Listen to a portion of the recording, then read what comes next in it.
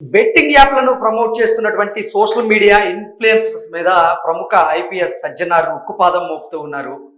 ఇన్ఫ్లుయెన్సర్ల పేరుతో కొంతమంది బెట్టింగ్ యాప్లను ప్రమోట్ చేస్తూ ఉన్నారు. దానివల్ల సమాజంలో ఉన్నటువంటి యువత తప్పుదోవ పడుతూ ఉంది.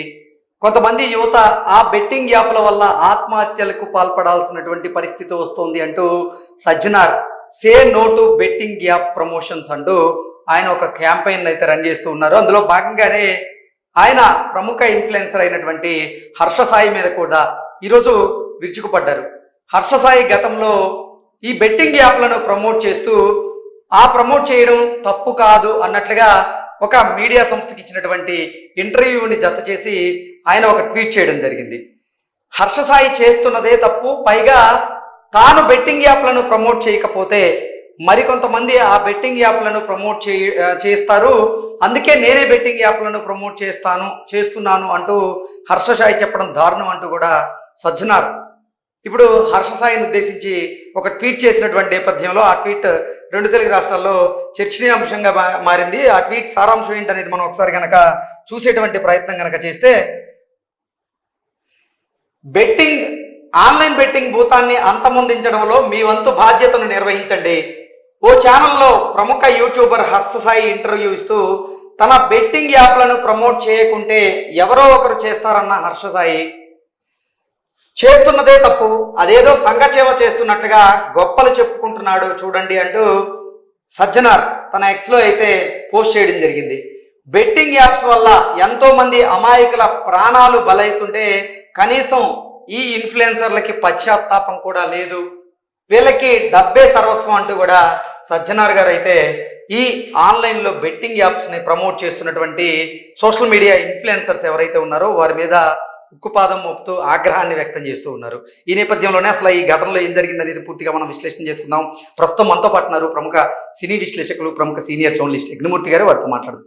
యజ్ఞమూర్తి గారు నమస్తే. నమస్తే Krishna. Say no to betting app promotion అంటూ సజ్జనార్ గారు, అసలు సోషల్ మీడియా ఇన్ఫ్లుయెన్సర్స్ ఎవరైతే ఉన్నారో వారి ఫాలోవర్స్ని ఉద్దేశించి బెట్టింగ్ యాప్స్ని ప్రమోట్ చేస్తూ వారి ఫాలోవర్స్ని తప్పుదోవ పట్టిస్తున్నటువంటి నేపథ్యంలో ఈ బెట్టింగ్ యాప్స్ని ప్రమోట్ చేస్తున్న వారి మీద ఇప్పుడు సజ్జనార్ ఉక్కుపాదం మోపుతూ ఉన్నారు. అందులో భాగంగానే హర్ష సాయికి సంబంధించినటువంటి ఒక వీడియోని ఇప్పుడు ఆయన ఎక్స్లో పోస్ట్ చేయడం జరిగింది. గతంలో హర్ష సాయి ఒక ఛానల్కి ఇచ్చినటువంటి ఇంటర్వ్యూకి సంబంధించిన ఆ క్లిప్ని జత చేసి ఆయన మాట్లాడడం జరిగింది. ఏంటి సార్, ఎలా చూడొచ్చు దీన్ని? సో వీసీ సజ్జనార్ సో మనకి ఇదివరకు 2 ఎన్కౌంటర్ల ద్వారా ఎక్కువగా పాపులర్ అయ్యారు.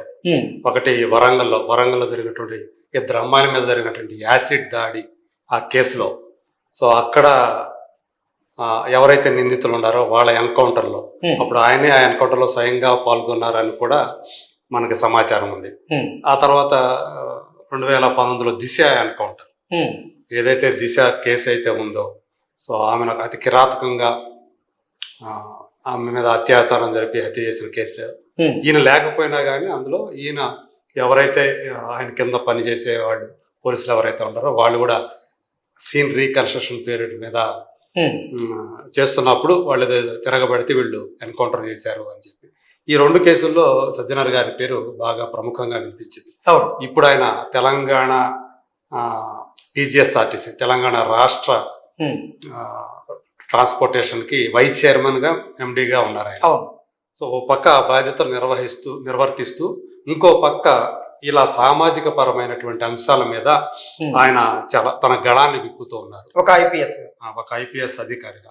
సో అందులో భాగం మీరు చెప్తున్నారు ఏదైతే ఉందో say no to betting app promotions అనేది ఏదైతే ఉందో అది ఆయన చాలా ఒక ఉద్యమ స్థాయిలో ఆయన దాన్ని తీసుకువెడుతున్నట్టుగా మనం కనుక ఆయన సోషల్ మీడియా హ్యాండిల్స్ చూస్తే మనకి అర్థమవుతుంది. ప్రధానంగా ఎక్స్లో ఆయన పెడుతున్నట్టు కంటిన్యూగా ఈ బెట్టింగ్ యాప్స్ వల్ల కలిగేటువంటి అనర్థాల గురించి ఆయన ప్రస్తావిస్తూ, ఎవరైతే ఈ ఇన్ఫ్లుయెన్సర్స్ ఉన్నారో సోషల్ మీడియా ఇన్ఫ్లుయెన్సర్స్ వాళ్ళు బెట్టింగ్ యాప్ని ప్రమోట్ చేయటం అనేది చాలా తప్పు. సో కొంతమంది ఇన్ఫ్లుయెన్స్ ఏ విధంగా చేస్తున్నారంటూ వాళ్ళు కొన్ని ఇంటర్వ్యూల్లో వాళ్ళు ప్రస్తావించినటువంటి అంశాలను కూడా ఆ క్లిప్ను కూడా ఆయన దాంట్లో షేర్ చేసుకుంటూ ఇలా చేస్తున్నారు, వాళ్ళు చేస్తుందే తప్పైతే అదేదో సంఘసేవ చేస్తున్నట్లుగా బిల్డప్ ఇస్తున్నారు అని కూడా ఆయన వ్యాఖ్యానాలు చేస్తున్నారు. ప్రధానంగా హర్ష సాయి చేసి మీరు ఆయన ఇక్కడ ఏదైతే ఆయన ప్రముఖంగా ప్రస్తావించారో ఆ ఇంటర్వ్యూలో ఆయన నేను చేయకపోతే ఇంకొకళ్ళు వస్తారు, ఉమ్, ఇంకొకళ్ళు వచ్చి ఆ బాధ్యత తీసుకుంటారు, ఇంకా నేను రావటం వల్లే దానికి మేలు, ఉమ్. చాలా వరకు రాకుండా ఆ ఆపగలుగుతాను. బెట్టింగ్ యాప్స్ ద్వారా వచ్చినటువంటి అమౌంట్ ఏదైతే ఉందో అది నేను నలుగురికి పంచుతాను అన్నట్లుగా వేరే లెవెల్లో హర్షాయి బిల్డప్ కొడుతున్నాడు. అవును, కానీ అసలు ఆ బెట్టింగ్ యాప్ ను ప్రమోట్ చేస్తూ కొన్ని కోట్ల రూపాయలు అధిక మొత్తంలో హర్ష సాయి సంపాదిస్తున్నాడు అన్నట్లుగా ఆయన మీద ఆరోపణలు అయితే వస్తూ ఉన్నాయి. రెమ్యూనరేషన్ రూపంలో కానీ కమిషన్ రూపంలో కానీ ఆయన వీళ్ళకి లక్షల్లో కాదు కోట్ల రూపాయలు ఉన్న ఆదాయం ఉంటుంది అని కూడా వినిపిస్తుంది. అందుగురించి దానికి ఆశపడే వీళ్ళందరూ కూడా బెట్టింగ్ యాప్స్ కి ప్రమోట్ చేస్తున్నారు. కానీ బెట్టింగ్ యాప్ల వల్ల ఎంతమంది యువత టీనేజ్ లో ఉన్న వాళ్ళ దగ్గర నుంచి ఒక్కసారి టీనేజ్ లో దానికి అలవాటు పడ్డారా, అది కంటిన్యూగా వాళ్ళు అది ఒక వ్యసనంగా మారిపోయి మిగతా వ్యసనాలాగే అది కూడా దాని నుంచి తప్పించుకో ఒక ఊబిలాగా మారిపోతుంది. అది ఆ ఊబిలోంచి తప్పించుకోలేక ఇప్పుడు డబ్బులు ఒక బెట్టింగ్ లో పెట్టి డబ్బులు కోల్పోయిన వాళ్ళు ఇంకోసారి ఎట్లా గెలవాలనే ఉద్దేశంతో ఇంకా డబ్బులు పెట్టడం, మళ్ళీ అది కూడా పోగొట్టుకోవడం, ఇట్లా వేలు లక్షలు పోగొట్టుకుంటున్నటువంటి యువత చాలా మంది ఉన్నారు. ఈవెన్ కొంతమంది తెలిసి చదువుకున్న వాళ్ళు కూడా ఈ వ్యసనానికి బానిసై అప్పుల పాలై ఇంట్లో వాళ్ళు కూడా క్షోభ పెడుతున్న కేసులు ఎన్నో మనకు తెలుసు. ఒక జర్నలిస్టులుగా మనకు దగ్గరకు కూడా ఎంతో మంది ఇలాంటి విషయాలు పంచుకుంటూ ఉంటారు. సో సమాజంలో ఎంతమంది వీటి వల్ల నష్టపోతున్నారు, కేవలం నష్టపోవడం కాదు అసలు జీవితాలే బలైపోతున్నాయి చాలా మందివి. సో మొత్తం కుటుంబం ఆర్థిక పరిస్థితి అస్తవ్యస్తమవుతున్నటువంటి ఘటనలు కొల్లలుగా కనిపిస్తున్నాయి. మరి అలాంటి ఒక తప్పుడు పని చేస్తూ మళ్ళీ దాన్ని సమర్థించుకోవడం, మేము కాదు ఇంకోటి చేస్తాం. ఇది ఎట్లా ఉందంటే ఎవడో ఒక కాంట్రాక్ట్ కిల్లర్కి అప్పచెప్తే ఇది నేను చేయను అంటే మళ్ళీ ఇంకొకటి ఎవడో తీసుకుంటాడు ఆ జాబు, కాబట్టి నేనే హత్య చేయడానికి ఒప్పుకున్నాను అని ఎవడైనా హంతకుడు అంటే అది ఎంత సమర్థనీయమో ఇతను చెప్తున్నది కూడా, హర్షరాజ్ చెప్తున్నది కూడా అంతే సమర్థనీయం. నేను కాదు ఇంకోటి చేస్తాడు కదా, ఇంకోటికి అవకాశం ఎందుకు, అదేదో నేనే చేస్తే పోవాలా అన్నట్టుగా అతను ఏదైతే దాన్ని సమర్థించుకుంటూ చెప్తున్నాడో అది ఏమాత్రం కూడా సమర్థనీయం కాదు. ఇలాంటి వాడిని తాను చేస్తున్నదే ఒక దౌర్భాగ్యమైనటువంటి ఒక పని, అదేదో సంఘ సేవ చేస్తున్నట్లుగా ఆయన ఒక ఇంటర్వ్యూలో బిల్డప్లు కొడుతూ ఉన్నాడు అన్నట్లుగా సజ్జనార్ గారు ఆ సారాంశం వచ్చేలాగా మాట్లాడారు.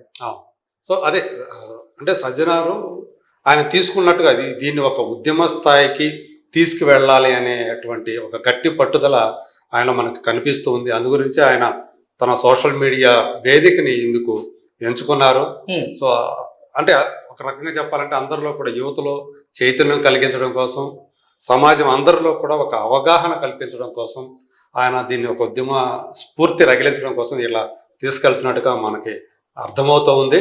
సో దీంట్లో అంటే యువత అనేవాళ్ళు ఖచ్చితంగా మేల్కొనాలి. వీళ్ళ ఇన్ఫ్లుయెన్సర్స్ బారిన పడి తమ జీవితాల్ని, తమ ఆర్థిక వనరుల్ని నాశనం చేసుకోవద్దు, కుటుంబాలను బలి చేయొద్దు, బెట్టింగ్లకి పాల్పడి. సజ్జనార్ గారు పెట్టినటువంటి ఈ పోస్ట్ కి కొంతమంది నెటిజన్లు కూడా స్పందించారు. నిజంగా హర్షాయి గారి మీద చర్యలు తీసుకోవాలి. హర్షసాయి గారి మీదే కాదు, ఎవరైతే కొంతమంది social media influencers betting apps ని ప్రమోట్ చేస్తూ ఉన్నారో వారందరి మీద కూడా ఇప్పుడు 2 రాష్ట్రాల ప్రభుత్వాలు చర్యలు తీసుకొని తీరాలి అంటే కూడా వారు డిమాండ్ చేస్తూ ఉన్నారు. అవును, సో అది జరగాలని కోరుకుందాం. ఓకే, పైగా మనకు తెలిసిన సమాచారం ప్రకారం హర్షసాయి కోట్లకు పడగలెత్తాడు. కేవలం దీన్ని ప్రమోట్ చేయటం వల్లే అతను ఈ విధంగా ఈ స్థాయికి ఎదిగాడు. ఓ పక్క తన సొంత యూట్యూబ్ ఛానల్ రన్ చేసుకుంటున్నా దాని మీద వచ్చే ఆదాయంతో పోలిస్తే ఒక సోషల్ మీడియా ఇన్ఫ్లుయెన్సర్ గా, ఒక యూట్యూబర్ గా తన ఫ్యాన్స్ ని అడ్డం పెట్టుకుని బెట్టింగ్ యాప్లను ప్రమోట్ చేస్తూ ఆయన కోట్లకు పడగలెత్తారు అన్నట్టుగా ఆయన మీద ఆరోపణలు అయితే వస్తున్నాయి. అవును, అది చూస్తే అదే వాళ్ళు చేసే పనులు, ఆ ఆదాయం ఉండబట్టే వాళ్ళు ఇంతకు తెగిస్తున్నారు. లెక్క లేకుండా ప్రభుత్వం వ్యవస్థలు కానీ, పోలీసు యంత్రాంగం కానీ ఏవైతే అంటే ఈ జస్టిస్ చేస్తాయో ప్రజలకి, వాటిని కూడా అతను లెక్క చేయకుండా ఈ విధంగా చేస్తున్నా అంటే దాని మీద వచ్చే ఆదాయం ఆ స్థాయిలో ఉంది. ఒకవేళ నన్ను అరెస్ట్ చేసినా ఈజీగా బయటకు రావచ్చు, నాకున్నటువంటి డబ్బుతోటో ఆ వనరులు ఉపయోగించుకొని ఈజీగా బయటకు వచ్చేయచ్చు.